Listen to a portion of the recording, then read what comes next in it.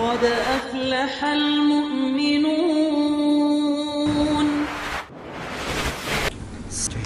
Assalamualaikum warahmatullahi wabarakatuh. Kita mau kemana, Bu? Gitu. Tanyaan itu boleh, bosan nggak ya? Mau ke rumah Ustaz. Ya. Syekh Pangabangan. Pokoknya ajib deh. Lagi di mana ini? Di Citra Grand. Lagi Cibubur. Tahu lu? Tahu. Doi benderanya pakai ada bendera-benderaan itu dulu. Merah kuning deh. Dulu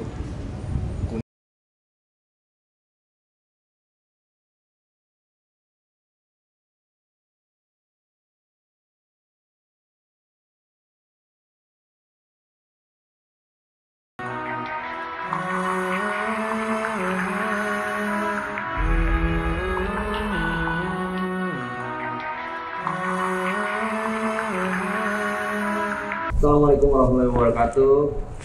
Balik lagi bareng kami berdua di Pet Channel. Iya. Apa nama channelnya? Lucky Pet Channel, Ustaz. Masya Allah, ajib.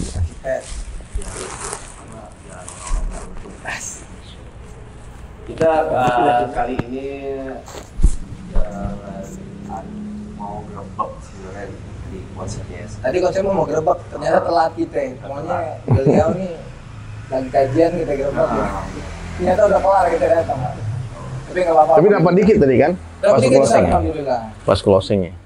Tadi udah dibilang juga kan kalau pada gue mau ketemu siapa ya. Tahu ya? Tahu ya jawabannya. The yellow flag. Derakunyang. Oke, kita langsung ke Ustadz dari Sleman sama Siap, Ustadz. bro. Assalamualaikum warahmatullahi wabarakatuh. Masya Allah.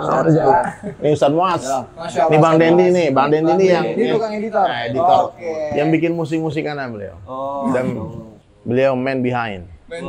Nah, Behind the scene, Waalaikumsalam, Ayanda, Masya Allah. Masya Allah. Gimana nih mau ngopi, ngobrol perkara iman? Nah, Itu yang penting. Itu yang penting. Anda pernah lihat juga tuh antum sama Ken Tato Ustadz ya? Ken ya, itu ini berarti video jadul banget tuh. Jadul. Iya. Iya, itu sempat kita tonton juga makanya. Kayaknya kita harus wawancara Ustadz Dery nih saya bilang. Boleh. Milenial kayaknya masuk banget nih gitu kan. Gitu. Lu tanya deh. Sekarang kesibukannya apa nih? Ya berkah COVID-19 ya, jadi saya jadi nggak sibuk apa-apa. Dulu kan kita keliling terus, dakwah terus, konser kiri kanan, depan belakang, di mana aja acara pasti kita diundang lah. Itu karena orang haus agama sekarang Bang. Jadi dulu kalau jadi musisi underground ya, diundang manggung, dibayar nasi padang aja udah bersyukur, sujud syukur kita tuh. Udah rata-rata semua proyek thank you semua kan. Oh, thank you bro, itu aja. Itu udah bangga. Yang penting punya pamflet ada namanya, udah selesai itu. Udah senang banget. Orang mau dengarnya kita udah bahagia banget. Nah sekarang setelah Allah beri kefahaman bahwasanya hobi ini pun bisa dijadikan sarana kita untuk mendekatkan diri kepada Allah atau mengajak orang dekat kepada Allah. Jadi saya memahami ya kenapa saya tetap eksis di jalur musik. Meskipun sempat lama meninggalkan ya. Lama ninggalin musik. Lama banget. Berapa lama waktu itu? Baru Assalamualaikum. 2001-an mulai itu hijrah berhenti main musik sampai 2011. Lumayan lama tuh. Saya proses hijrah itu tahun 2000-an, proses hijrah diajakin. Kemudian mau memutuskan untuk ganti fashion, ini semua itu 2002, tuh akhir 2001. Akhir 2001 ganti fashion berubah. Saya udah pakai ini tuh berarti udah hampir 20 tahun ini pakai sorban. Nah, berarti proses yang antum sempat kasih EP itu extended play sama Bang Irfan Sembiring itu berarti tahun berapa Ustaz? Oh, Bang Irfan tuh 98 kirim saya email. 98 malah. Bang Irfan tuh saya abaikan, dia ngirim email, tapi pikir dia orang gila gitu, ngapain ngomong Allah terus saya teleponin Ombat, saya teleponin teman-teman Bang Pori juga dulu waktu itu kan, COB kan, semua tuh bilang. Pokoknya teman-teman metal-metalan di Jakarta itu saya telepon, Bang Irfan kenapa jadi begitu ya? Terus dia bilang gila dia sekarang, kata orang-orang itu kan. Gila kenapa? Yo kemana-mana sama Allah, tidurnya di masjid, celananya cingkrang kayak orang kebanjiran gitu semua. Cuma Anda nggak tertarik sama sekali, saya nggak ada Sama karena sekali nggak ada. karena saya memang cita-cita saya ke Bali itu mau jadi orang bebas, mau lari dari semua tata tertib, aturan adat istiadat agama. Saya mau bikin lifestyle saya sendiri gitu, dan saya pikir happy banget saya hidup dengan seni kan. Indah banget memang hidup di Bali dengan seni itu, semua bisa dibuat, ngelukis. Saya ngelukis potret dulu. Di Bali kan tempat manggung nggak beda sama Jakarta kan, kafe di Legian itu aja, Legian itu ada 100 kafe. Ya ada live musicnya, itu bayangkan berapa banyak kesempatan anak band mau manggung tiap malam. Jadi terpuaskan syahwat dunia saya di sana. Menyalurkan ekspresi, melukis, ada sanggar seni di Ubud, komunitas seni banyak banget. Terpenuhi lah gitu. Jadi saya nggak perlu agama, betul-betul saya nggak perlu nasihat, nggak perlu apa-apa. Jadi pas dikirimin email saya baca, terus pikir ya udah, tapi ya abaikan aja gitu. Padahal waktu itu saya di Bali lagi bikin album. Sama teman-teman Bali juga, mau saya pamerin sama dia. Kira-kira keren nggak, Abang Irfan? Kira-kira bisa diproduserin nggak gitu, bisa dimasukin nggak gitu loh. Rotor gitu kan, saya secara rotor. Kan Metallic Clinic belakangnya Bang Irfan. Nah, udahlah. Jadi saya bilang, sampai satu hari ya panjang. Dan saya sering cerita di banyak channel, boleh kalau teman-teman kepoin ya. Di channel YouTube saya juga ada dari Sulaiman dan Sahabat. Dari Sulaiman dan Sahabat, cuman belum termaintenance rapi juga. Mudah-mudahan nanti bisa terkonsep seperti channel ini bagus nih channelnya. Di subscribe ya. Masya Allah. Jadi makanya saya mulai hijrah. Saya tinggalkan, bukan ditinggalkan sih, nggak ada waktu main musik, nggak ada waktu melukis, nggak ada waktu apa-apa. Saya sibuk fokus belajar agama. Saya seperti anak kecil yang menemukan mainan dulu, happy banget, girang banget, euforia banget dengan agama. Ya Allah, ternyata ini yang aku cari-cari selama ini. Ternyata di sini kebahagiaan itu, di sini kemuliaan itu. Top banget.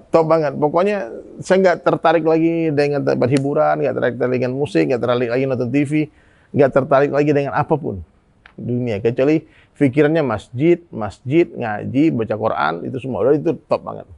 Itu 2001, 2002 tuh sampai saya fokus belajar agama tuh 2011 itu saya nggak pegang gitar. Tapi masih melukis. Lukisnya ganti abstrak sama kaligrafi. Saya melukis kaligrafi. Nanti boleh main ke rumah lihat lukisan-lukisan saya. Lukisan kaligrafi ya. Itu proses dari yang tadinya sebelum pakaian ini kan masih pakaian biasa Ustaz ya? Saya melukis hantu-hantu, itu kan tahu anak metal hobinya melukis tribal-tribalan, setan-setan gitu. Tengkorak. Apa aja itu diakar-akarin gitu nulisnya tuh. Tetesan darah, cipratan darah, itu aja. Gitu. Jadi nih, saya mau memberikan sebuah penjelasan. Maksiat ini nikmat. Jadi teman-teman yang masih maksiat sekarang ya, saya nggak memungkiri kalian itu dalam keadaan bahagia. Bisa sampai Ustaz nih. Iya. Saya tidak memungkiri kalian dalam keadaan happy, bahagia, dan nggak perlu apa-apa. Karena memang Allah Maha Baik. Orang kafir Allah beri kebahagiaan, kenikmatan, maksudnya bukan kebahagiaan yang hakiki ya, kebahagiaan yang semu lah. Ya, ibaratkan TV itu, kalau 24 jam waktu jam tayang tuh, yang ada gambarnya cuma 1 jam. 23 jam, gitu. Karena antennya rusak. Padahal gelombangnya bagus gitu. Siarannya bagus, tapi karena nggak ada antena yang bagus, sinyalnya nggak bagus, sehingga kita ini seperti TV rusak semua, nggak ada gambarnya, nggak jelas mau ngapain, mau kemana. Maka dengan agama ini hidup tuh jadi terarah. Kalau tanpa agama hidup mungkin rock and roll aja, happy aja, ketawa-ketawa aja. Makanya kadang-kadang kalau kita nasihat, dulu aku dinasihatin tuh aku ngomong apa nih orang nih, dia bilang nggak peduli, kayaknya lebih bahagia gua ada dari lu gitu. Dia kan orang-orang ke masjid ini sepertinya susah sih. Di masjid duduk bengong, kayaknya susah, kasihan kita. Dulu kan kasihan nih orang ke masjid. Iya, kasihan banget nih. Ini orang nggak ada happy-nya, nggak ada hiburannya, nggak ada apanya, hidupnya suntuk banget nih. Sampai saya mikir kalau nanti di surga ketemu orang ini kayaknya boring gitu surganya. Nggak enak banget surga nih. Dipikirnya gitu.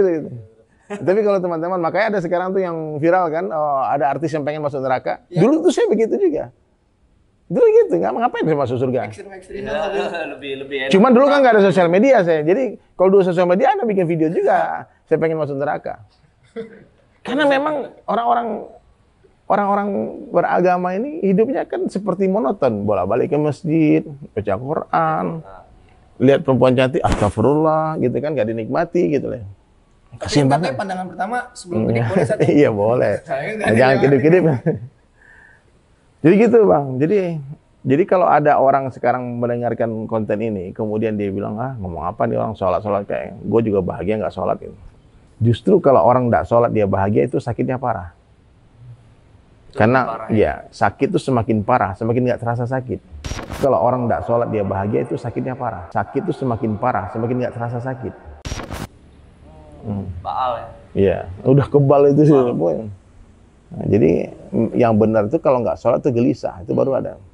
Yang benar tuh kalau kita maksiat tuh kita takut gitu. Nah, habis maksiat bangga cerita ke orang, itu gila itu. Itu udah konslet, itu bukan bahagia, itu udah rusak. Nah, itu susah memperbaikinya. Nah, jadi saya dulu alhamdulillah dulu ya waktu masih di Bali itu, masih metal-metal itu. Saya masih jaga sholat. Jumatan nih. Jumat depan enggak kan. Jumat kedua, Jumat ketiga itu pasti Jumatan lagi. Oh masih sholat tapi di sana? Iya, tapi saya tahu 3 kali berturut-turut kafir kan. Iya. Berarti masih takut dibilang kafir sih. Masih ada kesolehan saya waktu metal dulu tuh. Masih ada iman, sebesar darah itu ada iman. Jadi gitu. Jadi kadang-kadang makanya kita jangan meremehkan siapapun. Jadi kalau sama orang tuh kita mesti lembut sih. Yang keras tuh kita sama diri kita.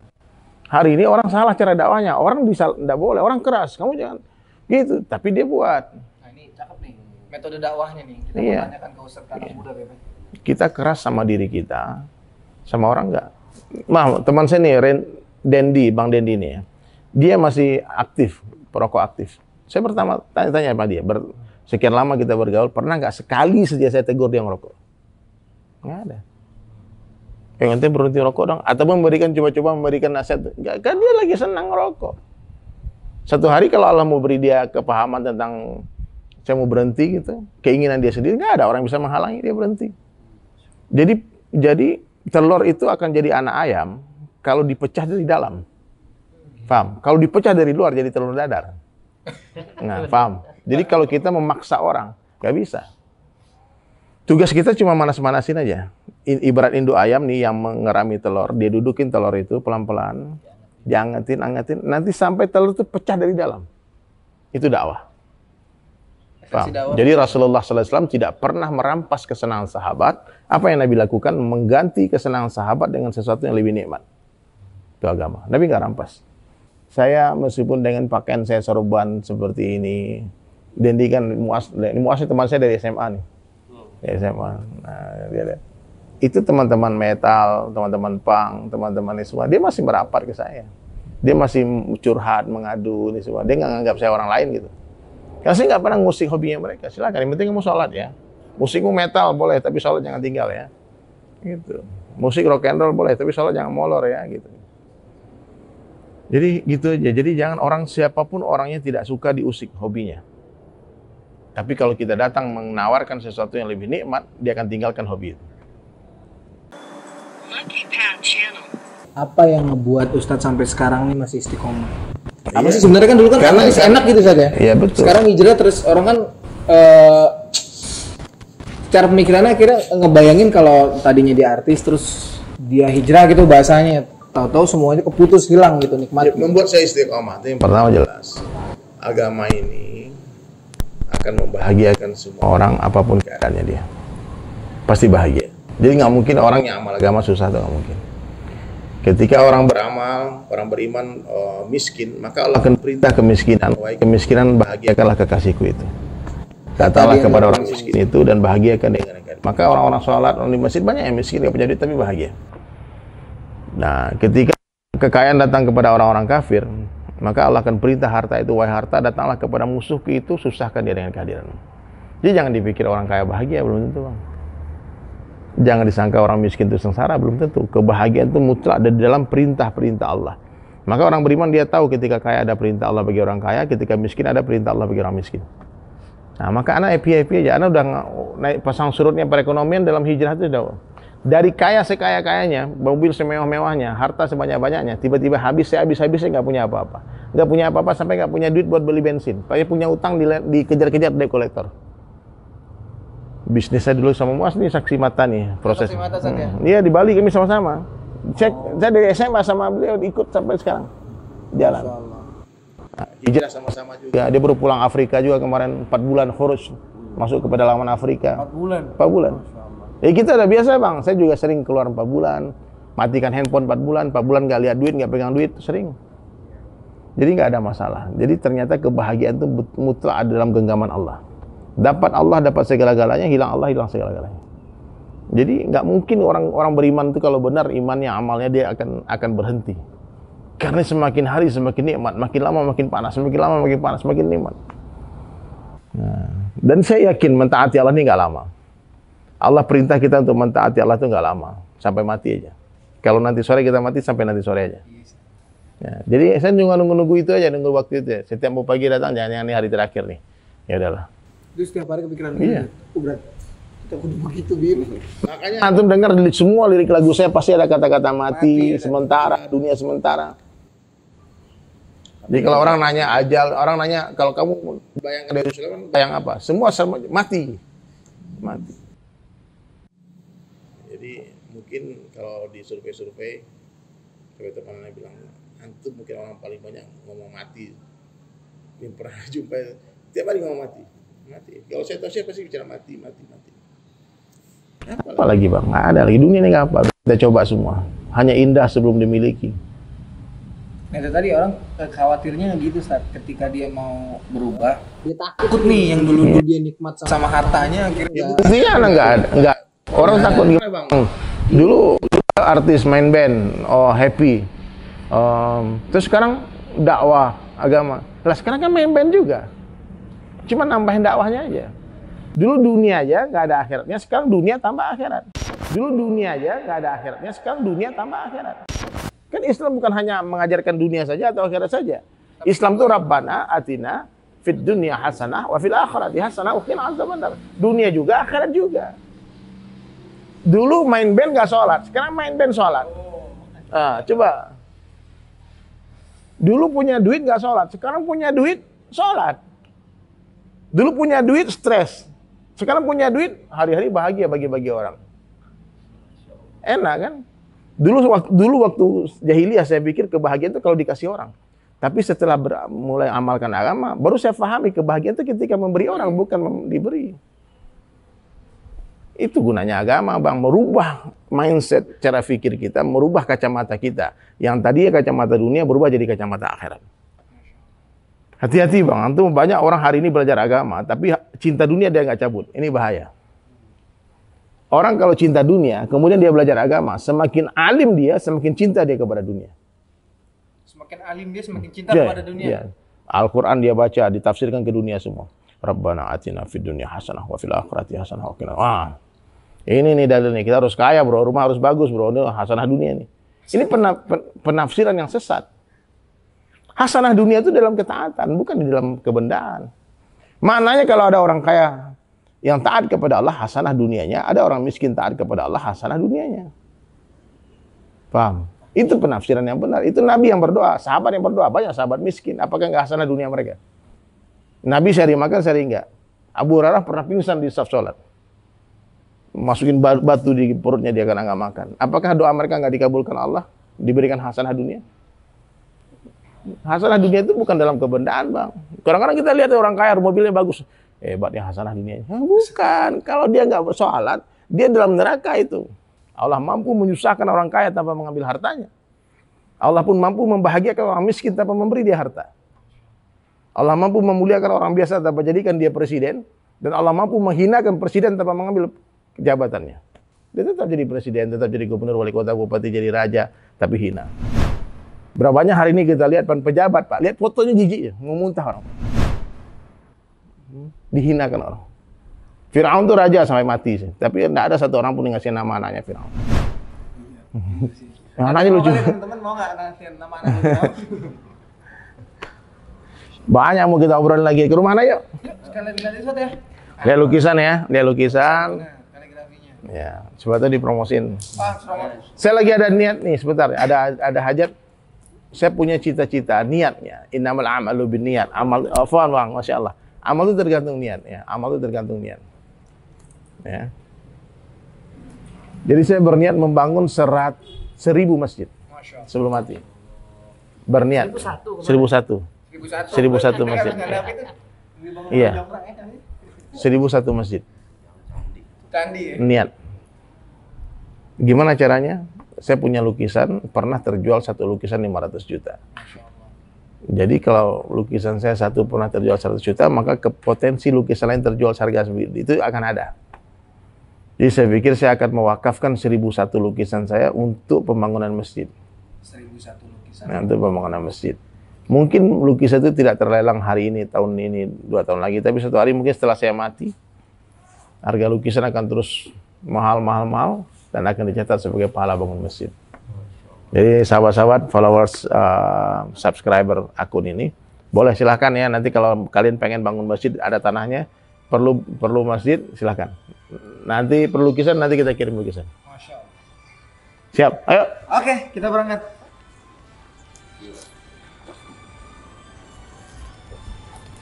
Sempat laku 500 juta, San.